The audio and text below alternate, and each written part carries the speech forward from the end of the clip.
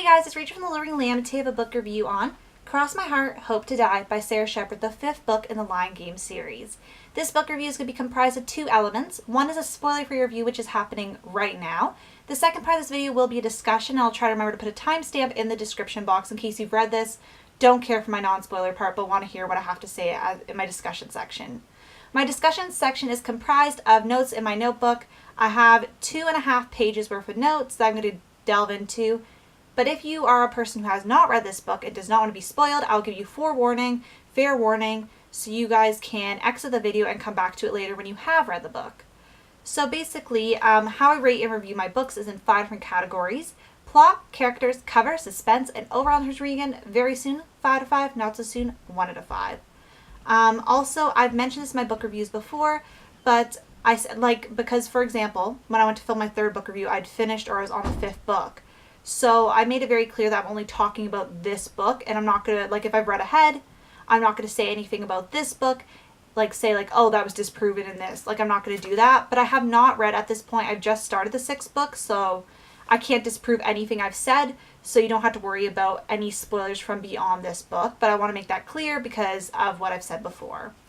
So basically, this book takes up place right where the last one left off, just like the other ones.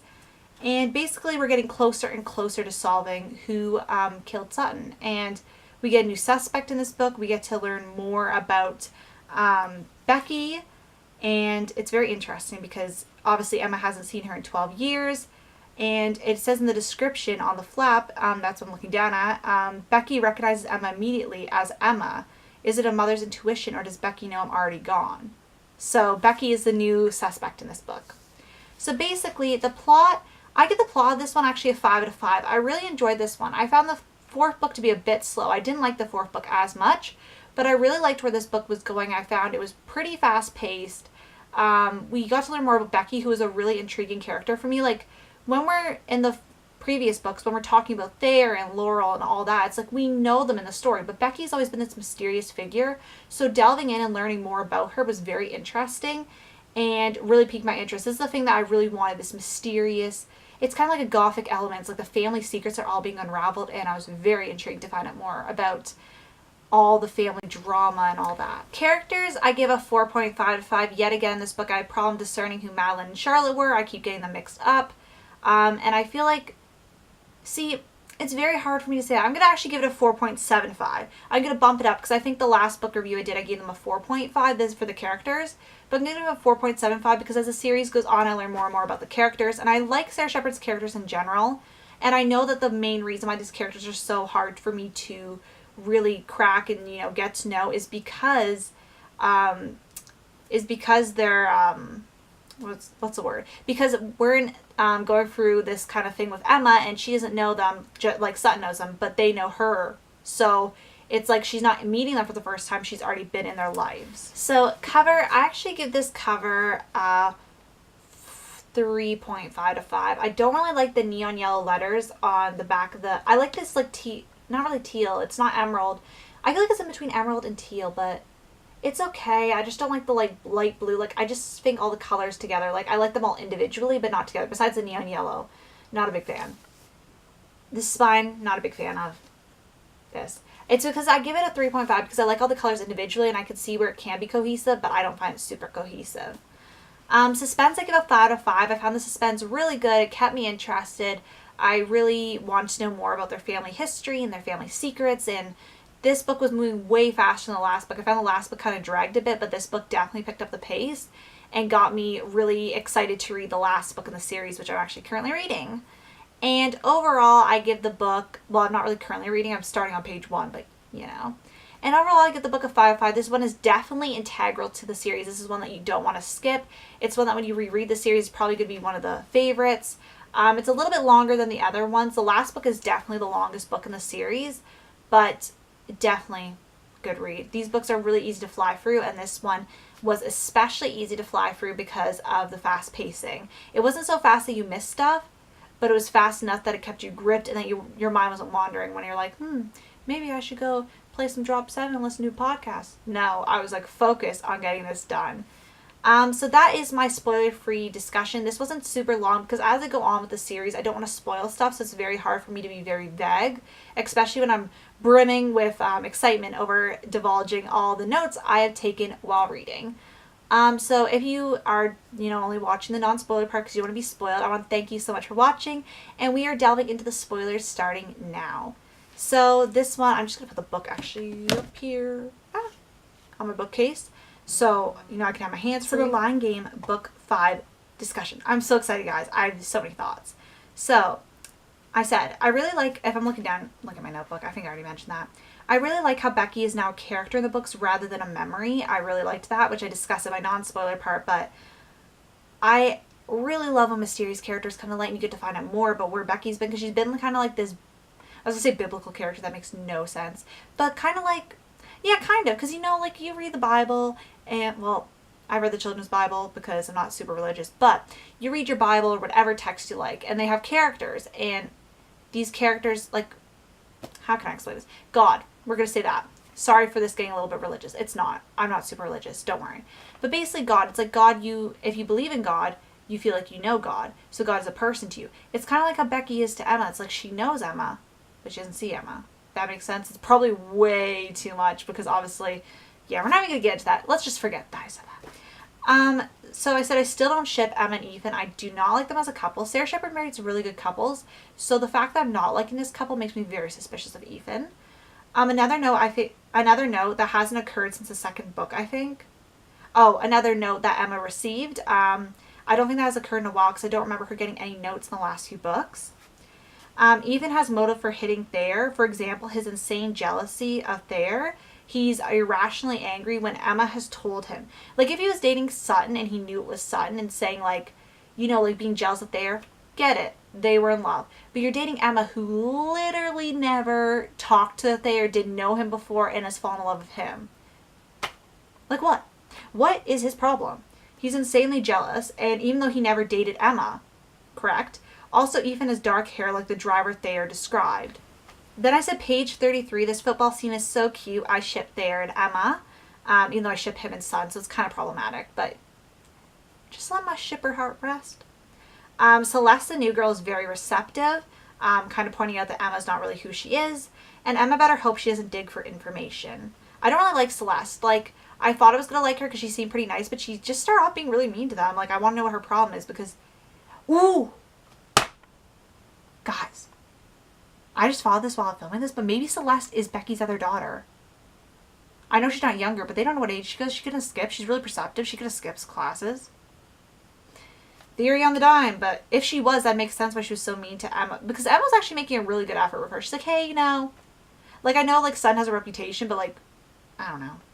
And then I said, I like Emma and Mr. Mercer's relationship now that we know he isn't the killer and he's her grandfather. I said, OMG, Becky, no, it's Emma, not Sutton. OMG, Becky knows, didn't put the S on the end, knows it's Emma, not Sutton, so that was very mysterious and, like, really creepy. Page 96, why would you change your life plans for a new relationship? Ethan is making me suspicious. Like, he's like, oh, I'll just change all this. It's like, you had your plans. You just started dating her a few months ago. Like, if he dated her all through high school, I see him adopting his plans for her. But you just started dating, and she could follow you. Like, you already have something lined up. She doesn't. Or you could do long distance. Like, you just started dating. Like, I find that kind of weird. I wonder if we're going to learn who Emma and Sutton's father is. I'm very interested in that. Page 100, he's unhinged Emma run like Ethan was just. And I said, ooh, a journal, Becky's journal. That was very interesting. I said, why was Emma repeating the journal? I'm intrigued what Emma's name and the significance of that, if that is ever going to be touched on because of Becky's journal. Like, why was she named Emma? Is there a specific reason? Is Emma like somebody who died, or I don't know. Then I said, I feel like Celeste knows the Lion Game is pranking her. And then I said, I like that Emma's making up for Sutton's fault with her friends. Like, she's trying to right wrongs and make them see that, I think Emma knows Sutton actually really deep down cares about them, but obviously can't know that for sure and wants the friends to know that, that she cares and that she, cares about their well-being and is not just using them. I said, I like the library research bit, my nerdy heart. Just love that. I love chapter 18 because it's creepy and insightful. I also love how Becky knows Emma's pretending to be Sutton. I found that a very interesting thing because nobody else has been able to clue in, but obviously that's their birth mother, and, you know, you'd hope be able to tell between her twins, but, you know. And I said Sutton knew she was a twin. I didn't know that, and that's a very interesting dynamic because at least for the last few hours of her life, she knew she had a twin, which was interesting to see if she took any action on that, and maybe that's why she got killed. I don't think so because I think it's Ethan, but, you know. And I said Becky has escaped. I think that her breakthrough the doctor mentioned had to do with her realizing she had twins. I don't think she realized it. So I think that breakthrough that made her go all crazy and insane was because of that. Or she realized Sutton was dead. Something like that. Something to do with Emma and the twins and something like that. But her escape was really intense. I said, page 198, Nisha, what do you mean they're a weird couple? Explain, please. Like, Emma and Ethan, or Sutton and Ethan being a weird couple. Is that just because Sutton is a popular girl and Ethan's like the nerd, or is it because he has issues that Nisha knows about because of the psychiatric place? Because Emma did not read his file, which I thought was a complete, you know, missed opportunity. That's what I was looking for. And I said, check Ethan's file in all caps, especially because it's big and you have a murder on the loose. Like, his file is not like a small little, like, oh. It's like, check that. That's suspicious. Like, a giant file, like, definitely has something to do. Like, you have a murder on your loose. You can't trust anybody. He's so understanding, not. And he's so weird at times. Check it. And then you don't have to tell him you checked it. It could be a lie. And then after you find the murder, you can tell him. And if he doesn't want to be with you, he doesn't want to be with you. But he should understand that you checked it. Because A, you're in a relationship and you should be emotionally intimate with the other person. Like, for a healthy relationship. B, because there was a murder on the loose and you didn't want to be killed. Sorry. Not sorry. And then I said, Becky has another daughter, OMG. And then I said, Emma, that's what I was talking about, Celeste being the other daughter. I know the other daughter's younger, but Becky could have got the dates wrong. You know? And then I said, Emma, you probably should stay sober at this party when your mom who escaped from the psych ward is on the prowl. Like, that was stupid. It was like horror movies when they're like, oh my gosh, let's check the basement. Don't. Run for your life. And then I said, Emma, don't kiss Thayer. 1, you're cheating on Ethan. And 2, Thayer thinks you're Sutton. So it's like emotionally manipulating 2 guys. Like, no, girl. Then I said, I bet Ethan's lying about his file because he's trying to explain. He's like, oh, nah, nah, nah. If he's like actually innocent, I'm going to feel so bad for accusing him, but not really because I still don't like him as a character. Then I said, I like Emma and Nisha's friendship. In this book, I really like that. And then I said, this medium connecting to the real Sutton is such a cool scene for this series. And then I said, well, that didn't go far because it kind of was a hoax-ish. I wasn't 100% sure on that.